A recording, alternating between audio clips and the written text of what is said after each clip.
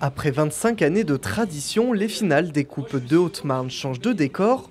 Cette fois, c'est au stade Charles Jaquin que le football amateur va vibrer le temps d'un week-end placé sous le signe de la passion et de la ferveur. Samedi 14 juin, le coup d'envoi sera donné dès 10h30 avec les U13 réserves et la Coupe U13 principale.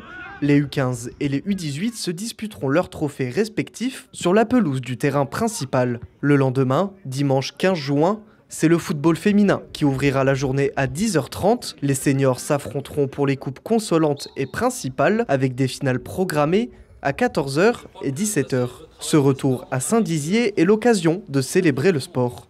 Ça représente beaucoup de choses, sincèrement, parce que je crois qu'avec le district Haute-Marne Foot, maintenant, on a tissé depuis plusieurs mois, plusieurs années maintenant une certaine confiance pour travailler, pour faire des rendez-vous comme celui-ci.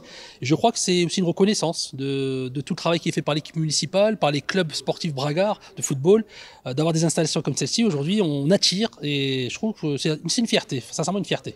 Je pense que quand on prend une licence, on a dans la tête un jour de faire cette finale. On l'a vu sur la finale des Coupes d'Europe, sur la finale de la Coupe de France. Là, on est dans la Coupe de la Haute-Marne, mais c'est le licencié a le droit au Marnais de guetter ce moment de plaisir, d'être reconnu, d'être valorisé, puis de participer à une fête, une grande fête, et d'être l'acteur de cette fête. Et sur un volet plus sportif qui est secondaire, parce que je pense que ce qu'a dit le président est le plus important, deux équipes qui vont terminer championnes de D2, qui vont monter en D1. Donc je pense un match assez serré. On se risquera pas à faire de pronostics, c'est pas notre rôle. En tout cas, on veut voir des belles valeurs, de l'engagement et beaucoup de respect et de tolérance sur le terrain surtout.